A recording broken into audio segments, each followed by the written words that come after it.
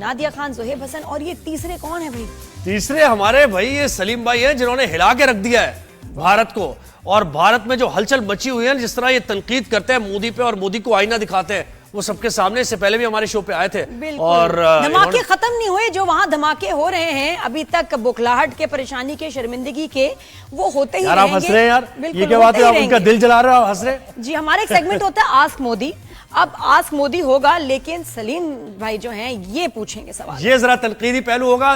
पीछे मोदी जी को लगा दें आप, जो मुख्तलिफ काम करते हैं ना मोदी जी, अगर आप लगा सकते हैं तो। हाँ, जी, सोशल मीडिया में तो आपने इनको देखा ही है, जबरदस्त स्टाइल से बात करते हुए हमारे शो में भी। चले जी, शुरू हो जाए। नादिया, हम जरा बिल्कुल ब्रेक, बिल्कुल, उनको स्पेस देते हैं सारी। बिल्कुल जी जी, शुरू जी। लो भाई सजनों, बेलियो, भाइयों बहनों, तूफानी खबरों और उस पर आतिश फिशानी तजिया लेकर सलीम अख्तर हाज़िर खिदमत है और आपकी खिदमत में सलाम बजा लाता है।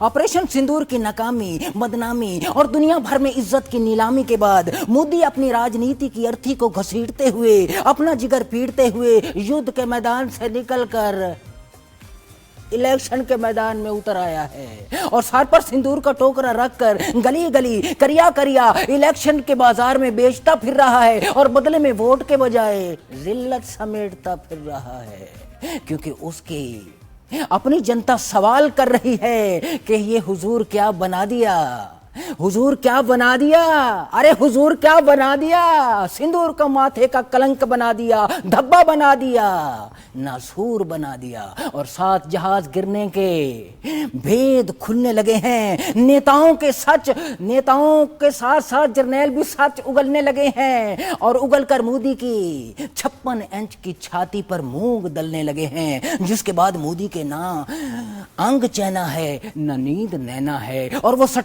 सटपटाकर किसी भी हद तक जा सकता है, कोई भी षड्यंत्र रचा सकता है। लेकिन अगर कोई षड्यंत्र रचाएगा तो पहले से ज्यादा जिल्लत, रुसवाई, पसपाई और जग हंसाई पाएगा और पाकर घगयाएगा और घगयाता हुआ अमेरिका को आवाज लगाएगा कि ऐ आका हमारे, ऐ आका हमारे, ऐ पालन निहारे, निर्गुण है निहारे, तुझ भी ढाबरा कोरो रहे, आओ आओ चले भी आओ के शहीद हमारी इज्जत की लंगोटी उतार चले, रिडार चले, ना हथियार चले, ना ड्रोन का कोई वार चले, और अगर कुछ चले तो कबाड़ियों के कारोबार चले भी आओ।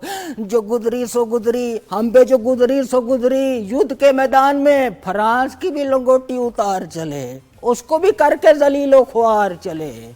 याद रखो, जिन्होंने मोदी की राजनीति को जलाकर राख किया, खाक किया, खसो खशाक किया, अगर उस चिंगारी को सुलगाएगा दोबारा तो उससे ऐसे शोले भड़कने लगेंगे कि मोदी की आंखों के गोटे बाहर आ जाएंगे, नुथने फड़कने लगेंगे। फिर मोदी की कायरता की फिल्में बनेंगी, ड्रामे बनेंगे, लिखारी इबरतनाक कहानियां लिखेंगे, कवि कविताएं लिखेंगे और लिख कर राहों चौराहों और गुजरगाहों पर चिपकाएंगे, जिसके बाद उसकी आने वाली नस्लें पढ़कर शर्म से पानी पानी हो जाएंगी। और तुम मोदी के अंध भक्तों, पाकिस्तान को गाली देने वाले मोदी के अंध भक्तों, नथुराम गोडसे के पैरोकारों, बड़े बड़े घामड़ दिमाग देखे, बड़े बड़े कुंद जहन देखे, घामड़ दिमाग देखे, जय्यद जाहिल देखे, मगर तुम सादा कोई देखा। होश में आओ, अपने इन ढोंगी रंगबाज नेता जिन्होंने मांग के सिंदूर को हिंदुस्तान के माथे का कलंक बना दिया, इन्हें पहचानो। तुम्हारे ये सवा मन की तोंद वाले नेता चाहते हैं कि तुम्हारे पेट में रोटी ना हो, तन पे कपड़ा ना हो, पांव में जूती ना हो और तुम उनके इलेक्शन जलसों में नंगे पांव नाचो और उनकी मोटी गर्दनों में जीत के हार डालो और डालकर उन्हें अपने कंधों पर उठाओ और उठाकर संसद के महल में बिठाओ और बादशाहत की गद्दी पर बिठाओ और खुद वही कच्ची बस्तियों, बदबूदार तफूनज़दा मच्छर कॉलोनियों में चले जाओ, जहां ना रोटी है ना पानी है। दुनिया में सबसे ज्यादा गरीब आपके देश में पाए जाते हैं, भूख से चूहे खाते हैं और तुम्हारे ये नेता तुम्हें रोटी खिलाने के बजाय वक्फे वक्फे से युद्ध का चूरन खिलाते हैं। ये तुम्हारा सारे का सारा गोदी मीडिया, जिन्हें तालीमी इदारों के बजाय बंद कमरों में बिठाकर पढ़ाया जाता है कि घर का चूल्हा जलाने के लिए सहाफत की चिता जलाना जरूरी है और जलाकर उसकी खाक उड़ाना जरूरी है और उड़ाकर ठुमके लगाना जरूरी है और लगाकर मोदी का जी बहलाना जरूरी है। पाकिस्तान को गालियां देने वाले ऐ अंधभक्तों, अगर तुम अपने इन नौसरबाजों को नहीं पहचान रहे, अगर पहचान नहीं रहे तो फिर एक कागज लीजिए, उस पर लिख के जेब में रख लीजिए कि तुम इंसान नहीं रहे। और वो गोली मारने की धमकी देने वाले तुम्हारे मोदी की तमाम गोलियां और गोले गोदी मीडिया के सपोले और साड़े बड़बोले शहीनों के पैरों की राख हो चुके, खाक हो चुके, खसो खसाक हो चुके। मोदी की धमकियों के मेरे पास जवाब और भी बहुत हैं, जिन्हें सुनकर कहीं मेरे हमारी तरफ के दानिश्वर न जाग जाएं और जाग कर मुझे इक़दार अखलाकियात, तहजीब और तमद्दन का दर्स न देने लगे और देकर फिर अपने ज़मीर समेत सो न जाएं, जिन्हें ना फिर कभी कोई मोदी का मिसाइल जगा पाएगा, ना मासूम बच्चों की हिचकियां बचा पाएंगी। तो सजनों, बेलियों, भाइयों, बहनों, भाई क्या बात है, भाई क्या बात है, जबरदस्त सवाल किए, बहुत जबरदस्त सलीम भाई। बिल्कुल आस्क मोदी से क्या आस्क किया कि कोई जवाब ही नहीं। वैसे जलील हो रहे हैं, G7 में इनविटेशन इनको मिला नहीं, कनाडा ने इनको बुलाया नहीं और कह रहे हैं कि इस दफा जाने का कोई मूड नहीं है।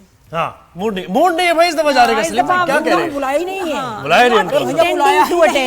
बुलाया ही नहीं है उन्होंने, तो काहे को जाएंगे, ये बुलाया ही नहीं बता रहे ना। और उनका मीडिया लिख रहा है कि जी इस दफा उनका जाने का कुछ प्लान नहीं है। अरे मीडिया को छोड़िए, इनका तो इनकी हालत वो है, अपनी सिक्योरिटी एजेंसियों का जो नाकामी है वो पाकिस्तान पर डाल देते हैं, पाकिस्तान में युद्ध की नाकामी जो है चाइना पर डाल देते हैं। इनकी हालत उस बंदे जैसी है जो अपनी नालायकी और नहली की वजह से जगह जगह ख्वारो खस्ता होता है और शाम को आकर अपने पड़ोसी पर सवार हो जाता है कि सुबह तुम्हारा मुंह देख लिया था। बिल्कुल क्या बात, उधर देख के बोलो तो सुबह तुम्हारा मुंह देख लिया था। बेहतरीन। और आप मजीद मेरा मुंह नहीं देखना चाहते, आप ये दो मुंह देखिए। बहुत बहुत शुक्रिया, थैंक यू सो मच।